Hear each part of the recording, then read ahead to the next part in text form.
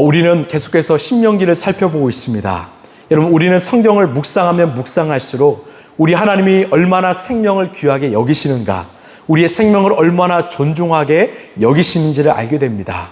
그리고요, 이 하나님을 반하는 세상은 얼마나 우리 인간의 생명을 경히 여기고 멸시한지를 알게 됩니다. 여러분, 예수님이 이 땅에 오신 이유는 무엇입니까? 바로 생명을 주시기로 왔지요. 그래서 우리 라이프처치의 목적과 방향도 바로 생명입니다.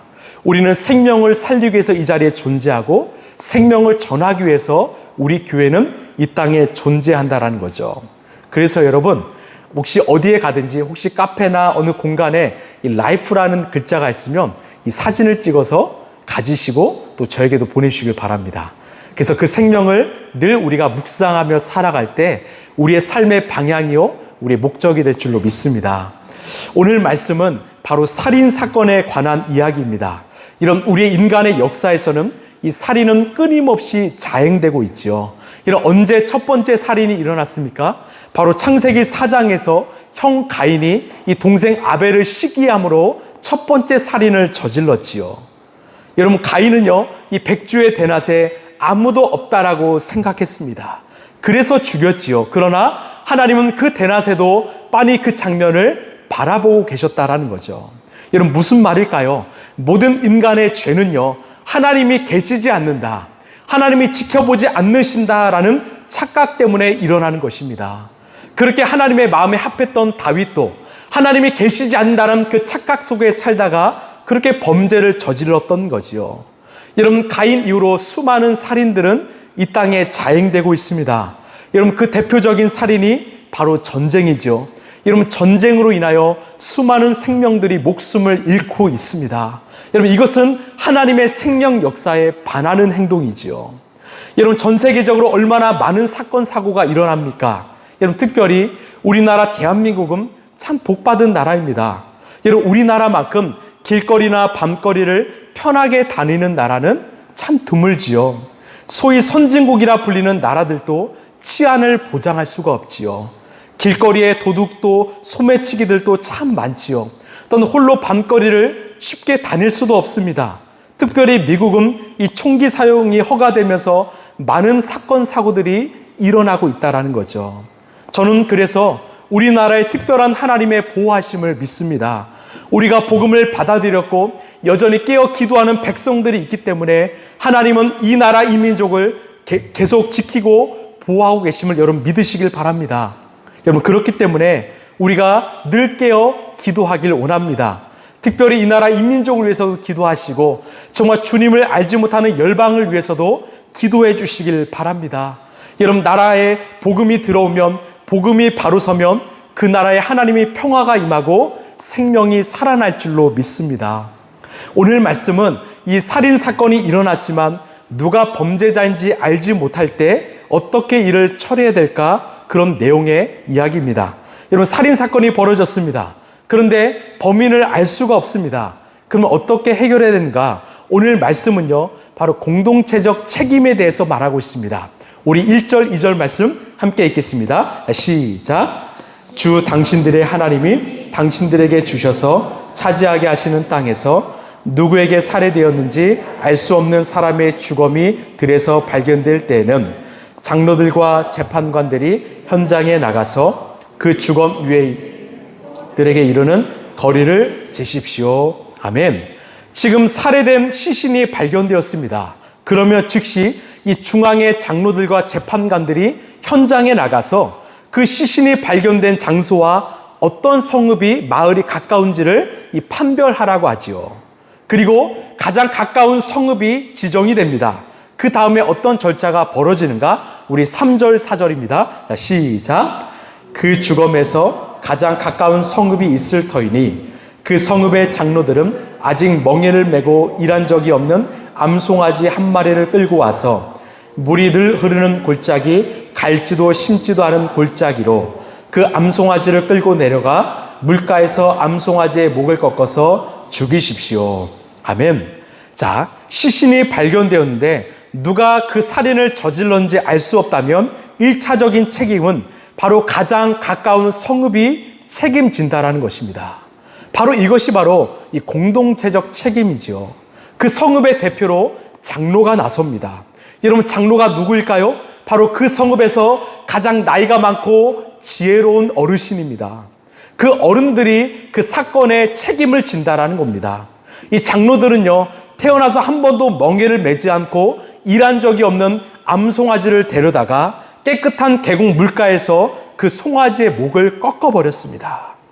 여러분, 왜 그 암송아지를 죽였을까요? 왜 잡았을까요?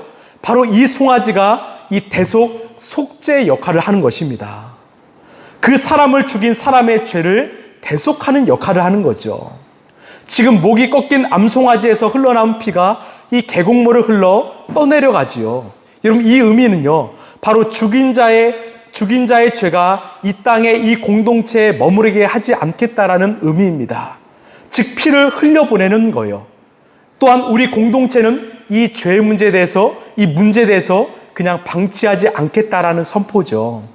여러분, 이 문제를 해결하는 방법은 바로 대속의 원리입니다. 예수님께서 우리의 죄를 대신하여 십자가를 지신 그 대속의 원리로 이 문제를 해결하는 것이죠.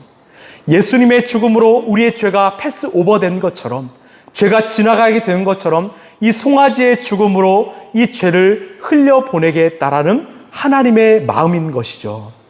여러분, 우리 하나님은 어떤 분이십니까? 여러분, 죄를 그냥 두지 않으시는 분이십니다.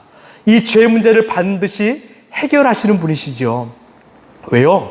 죄는 또 다른 죄를 낳기 때문입니다. 피는요, 또 다른 피를 불러오기 때문이죠. 그래서 이 생명의 문제, 이 죄의 문제를 결코 덮지 않겠다라는 것입니다. 이를 위해서 온 마을이 함께 공동체적인 책임을 지겠다라는 거죠. 여러분, 왜 이 땅에, 이 세상에 죄가 가득할까요? 죽음이 가득할까요? 바로 누구도 이 문제를 해결하지 않기 때문입니다. 여러분, 세상이요, 해결하지 않습니다. 아니, 해결할 수 없습니다. 그래서 이 죄의 문제, 죽음의 문제가 이 땅에 계속해서 일어나는 거지요. 여러분, 우리가 믿는 예수님만이 해결할 수 있는 유일한 분이심을 여러분 믿으시길 바랍니다. 여러분, 생명의 문제요, 죄의 문제요, 피의 문제요, 오직 예수님만이 해결할 수 있다라는 거죠. 우리 5절 말씀 함께 읽겠습니다. 시작. 그때 레위 자손 제사장들도 그곳으로 나와야 합니다. 그들은 주 당신들의 하나님이 선택하셔서 주님을 섬기며 주님의 이름으로 축복하는 직책을 맡은 사람으로서 모든 소송과 분쟁을 판결할 것입니다. 아멘. 자, 이 미제 사건을 해결하기 위해서 이 장로들이 나와서 암송아지의 목을 꺾었다면, 이제 최종적인 판결은, 이것의 어떤 해결의 판결은 이 제사장이 한다라는 것입니다. 그런 영적 책임이 있다라는 거죠. 자, 우리 마지막으로 6절에서 9절 말씀 함께 읽겠습니다. 시작. 이때 피살자의 주검이 발견된 곳에서 가장 가까운 성읍의 장로들은 물가에서 목이 꺾인 암송아지 위에 냇물로 손을 씻고 아래와 같이 증언하십시오. 우리는 이 사람을 죽이지 않았고 이 사람이 살해되는 현장을 목격하지도 못하였습니다. 주님께서 속량하여 주신 주님의 백성 이스라엘의 죄를 사하여 주시고 주님의 백성 이스라엘 사람에게 무죄한 사람을 죽인 살인죄를 지우지 말아 주십시오. 이렇게 하면 그들은 살인의 책임을 벗게 됩니다. 이렇게 해서 당신들은 당신들에게 지워진 살인의 책임을 벗으십시오. 이렇게 하는 것은 주님께서 보시기에 옳은 일입니다. 아멘. 자, 먼저 장로들이 송아지 피가 묻은 손을 씻습니다. 이 손을 씻고 나서 주님께 고백하는 거예요. 주님, 우리는 이 사람을 죽이지도 않았고 이 살해 현장을 목격하지도 못했습니다. 또한 죽은 사람의 피가 우리 마을 공동체에 누군가에게 흘러가지 않도록 주님 도와주십시오. 무슨 현장입니까? 이 장로들이 그 마을 공동체를 위해서 중보기도하는 현장입니다. 여러분, 이 장로들이 이 살인 사건과 관계가 있습니까? 없습니까? 없지요. 그러나 마을 가까이에 사람이 죽었기에, 생명을 잃었기에 공동체적 책임을 지는 것입니다. 이것이 바로 하나님이 지으신 인간의 도리라는 거지요. 여러분, 왜 옛 어른들이 사람을 한자로 인이라고 하지 않고 인간이라고 했을까요? 왜 사람 그 다음에 사이 간자를 붙였을까요? 사람은요, 결코 홀로 존재할 수 없는 존재라는 거죠. 서로 기대어 살 수밖에 없는 존재라는 것입니다. 왜? 하나님은 우리 인간을 관계적 존재, 공동체적 존재로 창조하셨기 때문이죠. 함께 더불어 살아갈 수밖에 없는 그 존재로 만드셨기 때문이죠. 어떤 개인에게 이러한 일은요, 그 사람만의 일이 아니라 공동체적인 일이라는 것입니다. 연대적 책임, 사회적 책임이 있다라는 거지요. 저는요, 최근에 이 30대 고독사에 대한 기사를 보았습니다. 제목이 이렇습니다. 서울 반지하에서 30대 쓸쓸한 죽음, 짙어진 청년 고독사의 그림자. 여러분, 이 고독사, 홀로 외로이 죽는 일이요, 어른들의 문제가 아닙니다. 70대, 80대 어르신들만의 문제가 아니라 지금 한국 사회에서는 청년들도 고독사로 죽어간다라는 거죠. 여러분, 왜 이렇게 되었을까요? 자꾸만 이 세상은, 사회는 사람들을 고립시킵니다. 외롭게 만들지요. 서로 상관없는 존재처럼 외면하며 살아가지요. 아니요, 하나님이 원하시는 세상은, 하나님이 꿈꾸시는 하나님 나라는요, 언제나 사람이 가득한, 사랑이 가득한 공동체, 가족 공동체이지요. 여러분, 그래서 이 땅의 교회가 소망인 것입니다. 왜? 많은 사람들에게 사랑과 환대와 존경이 필요한 시대이기 때문이죠. 또한 오늘 성경 말씀은 성경 처음부터 흘러가는 이 대속적 원리를 우리에게 기억하라고 말합니다. 여러분, 누군가는 2000년 전에 예수님께서 십자가 위에서 죽으신 사건이 오늘 나와 무슨 관계가 있습니까? 라고 우리에게 반문합니다. 제가 주일에 말씀드렸죠. 이 창세기 3장 15절에 최초의 복음, 원시복음이 무엇입니까? 이 뱀의 후손이 여자의 후손의 발 뒤꿈치를 물지만 결국 여자의 후손은 뱀의 머리를 상하게 한다고 말씀드렸죠. 결국 예수 그리스도께서 이 땅에 오셔서 우리 인간의 죄 문제를 해결하신다라는 것입니다. 여러분, 성경은 창세기부터 계시록까지 계속해서 대속의 원리를 일관되게 말하고 있습니다. 이런, 왜 우리가 2000년 전에 예수님의 십자가의 대속을 믿어야 됩니까? 바로 우리 하나님이 우리에게 하신 약속이기 때문입니다. 여러분, 우리가 왜 십자가의 대속을 믿고 오늘 또 그 믿음으로 살아갑니까? 왕이신 하나님이 우리에게 하신 약속이기 때문이죠. 인간이 죄를 지을 때 하나님은 약속하셨습니다. 내가 너희를 구원하겠다. 그것이 바로 창세기 3장 15절의 말씀이죠. 그 약속은 어제도 오늘도 내일도 영원토록 우리의 삶 가운데 흐르고 있다는 것이죠. 저는 믿습니다. 이 하나님의 약속은 이미 우리 가운데 성취되었고 여전히 성취되고 있고 완전히 성취될 것을 저는 믿습니다. 이런 하나님의 약속인 이 말씀은 1.1획도 땅에 떨어지지 않고 반드시 이루어질 것을 저는 믿습니다. 여러분, 그래서 우리는 그 대속의 원리를 늘 기억하고 살아가길 소망합니다. 세상을 구원하길 원하시는 그 예수님의 마음으로 세상을 바라보고요, 세상을 구원하길 바라시는 그 예수님의 마음으로 우리 사람들을 바라보시길 바랍니다. 그때 이 땅의 죽음의 문화는 사라지고 생명의 문화가 도래될 것입니다.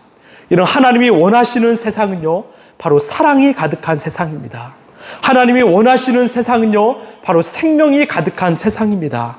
그런데 세상은 자꾸만 이런 공동체적인 책임과 사고를 파괴하고 있지요. 이 땅에 포스트 모던이 찾아오면서 점점 더 개인화된 세상을 우리는 살고 있습니다. 모두가 개인주의, 이기주의를 외치고 이 세상을 그렇게 개인적으로 분열하며 살아가고 있습니다. 우리가 아니죠. 함께가 아니죠. 나이고 너입니다.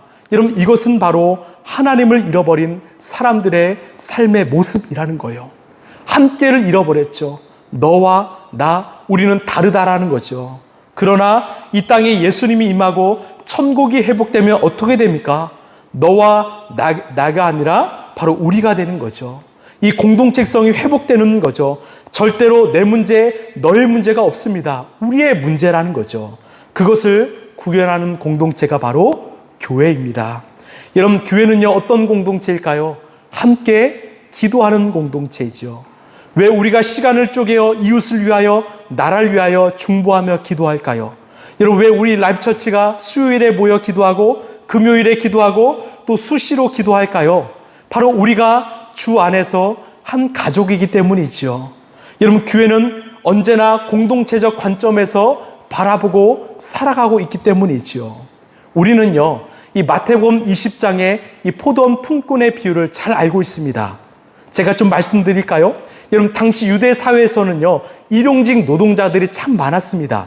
이들은 일찍 아침에 일어나서 그 시장으로 나가지요. 시장에 앉아 있으면 이 건강한 노동자는요, 그 주인이, 포도원 주인들이 그 택함을 받고 일꾼으로 삼습니다. 누군가는 아침 6시에, 또한 누군가는 9시에, 12시에, 오후 3시에 선택을 받습니다. 그런데요, 마태복음 20장에는 그 일이 마감하는 시간이 6시인데 아직 5시에도 택함받지 못한 일꾼이 있다라고 말하지요. 그런데 한 착한 포도원 주인이 와서 5시에 노동자를 택해서 일하게 했습니다. 그리고 거기서 끝난 것이 아니라 그 1시간만 일한 일꾼에게 하루 일당을 다 주었다라고 말하지요. 여러분, 만약 우리가 이른 아침에 택함받은 노동자라면 그 사람을 보고 어떤 마음이 들을까요? 우리는 12시간 일했는데 저 사람은 1시간밖에 일하지 않았는데 우리는 어떤 마음이 들까요? 억울하지 않을까요? 나는 12시간 일했는데 저 사람 1시간밖에 일하지 않았는데 왜 똑같이 임금을 주는가? 이것이 바로 당시 유대인적인 사고였다라는 거예요. 구원은, 주인의 택함은 오직 노력과 행위의 결과다라는 거죠. 우리가 건강하고 우리가 열심히 살았기 때문에 택함 받았다라는 거죠. 그런데 예수님은 아니라고 말씀합니다. 예수님은 무엇을 말씀하실까요? 이것이 바로 하나님 나라라는 거예요. 포도원은요, 바로 하나님 나라입니다. 포도원 주인은 바로 우리 하나님이시죠. 무슨 말이에요? 하나님 나라에 들어오는 사람은 때론 누군가는 새벽 6시에, 또 12시에, 오후 3시에, 오후 5시에 오든 모두가 동등하다라는 것입니다. 빨리 왔다고 환대받고 늦게 왔다고 차별당하는 것이 아니라 모두가 똑같이 환대받는 나라라는 것이죠. 여러분, 이것이 은혜가 아닐까요? 그러면서 한 신학자가 이것을 가족에 비유합니다. 가령 첫째 영은요, 아주 건강합니다. 둘째, 셋째, 넷째 영도 너무나 건강한데 마지막 막내는 이 장애가 있습니다. 몸이 약합니다. 누구도 관심을 갖지 않아요. 그래서 이 모두 5째가 이 시장에 나갔는데 첫째와 둘째와 셋째와 넷째 영은 모두가 포도원 주인의 부름을 받았습니다. 그런데 막내는 누구도 관심을 갖지 않습니다. 외롭게 혼자 그 시장에 앉아 있었습니다. 여러분, 형들의 마음은 어땠을까요? 주인이 우리를 불러주셔서 열심히 일은 하지만 늘 마음은 막내에 가 있는 거예요. 누가 우리 막내를 불러줘야 되는데, 저 막내 일하지 않으면 살 수 없는데 그 마음이 막내에 향해 있던 거죠. 그런데요, 어떤 한 친절한 주인이 나타나서 그 막내를 데려갔습니다. 1시간만 일하게 했지요. 여러분, 형들의 마음은 어땠을까요? 너무나 행복한 겁니다. 심지어 1시간만 일했던 막내에게 하루 일당 전부를 주었습니다. 너무나 기쁘지 않았을까요? 여러분, 이것이 바로 하나님 나라라는 거예요. 하나님 나라의 본질이라는 것입니다. 그런데 우리가 이런 마음을 잃어버리지 않았는가? 주님은 우리의 마음을 한번 돌아보라 말씀하시는 거죠. 너희들 안에 이런 공동체적인 의식과 가족 공동체, 사랑의 공동체, 이웃을 외면하지 않는 마음이 있느냐라고 우리에게 말씀하신 겁니다. 여러분, 우리에게는 그 외면하지 않는 그 마음이 있습니까? 약자들 향한 그 마음이 있습니까? 그런 긍휼함이 있습니까? 여러분, 예수님이 이 땅에 오신 이유가 무엇입니까? 공동체적인 존재로 우리의 죄를 감당하시기 위하여 이 땅에 오셨습니다. 오늘 이것을 마을의 장로와 제사장이 책임지라는 것입니다. 또한 오늘 이 시대를 살아가는 우리가 그 공동체적인 마음으로 책임지라는 것입니다. 왜? 죄를 방치하면 그냥 두면 결국 공동체 전체가 피해를 입기 때문이지요. 여러분, 이 세상은요, 남일에 상관하지 말라고 합니다. 이 세상의 악함, 죽음에 대해서 상관하지 말라고 합니다. 그러다가 너 인생이 다친다, 위험하다, 그래서 그냥 방관한 채 조용히 살라고 말합니다. 아니요, 우리는 외면해서는 안 되지요. 그리고 하나님의 도우심을 구해야 합니다. 저는요, 우리 그리스도인은 모두가 공인이라고 생각합니다. 우리가 공직자에서 공인이 아니라 이 세상의 왕이신 하나님께서 우리를 택하시고 부르셨기 때문에 우리는 모두가 이 땅의 공인으로 불림받았다라는 거죠.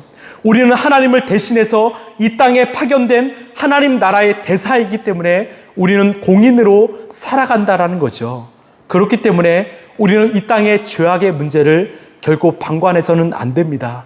여러분, 지나쳐서는 안 되지요. 우리가 먼저 기도해야 합니다. 중보해야 됩니다. 그리고 우리는 정직하고 진실되게 살아야 됩니다. 여러분, 이 기도의 자리를 끝까지 지켜주시길 바랍니다. 여러분이 기도하지 않으면 이 나라도 흔들리고 무너질 수밖에 없습니다. 우리가 기도할 때 이 나라 이 민족이 다시 회복되리라 믿습니다. 여러분, 우리가 기도할 때 이 땅에 외면받고 고통받는 이들이 다시 회복되리라 믿습니다. 여러분, 지금 북한 땅은 억울하게 생명들이 죽어가고 있습니다. 무슬림이 지배하는 국가들은요, 인권이 유린당하고 있지요.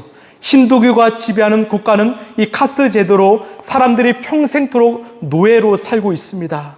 결국 그들에게 무엇이 필요할까요? 바로 예수님의 복음이 필요합니다. 예수님의 사랑과 생명이 필요하지요. 십자가의 은혜, 구원이 필요하지요. 지금 우리가 해야 될 일은요, 공인으로서 바로 공동체적인 의식과 책임을 가지고 함께 기도하는 일입니다.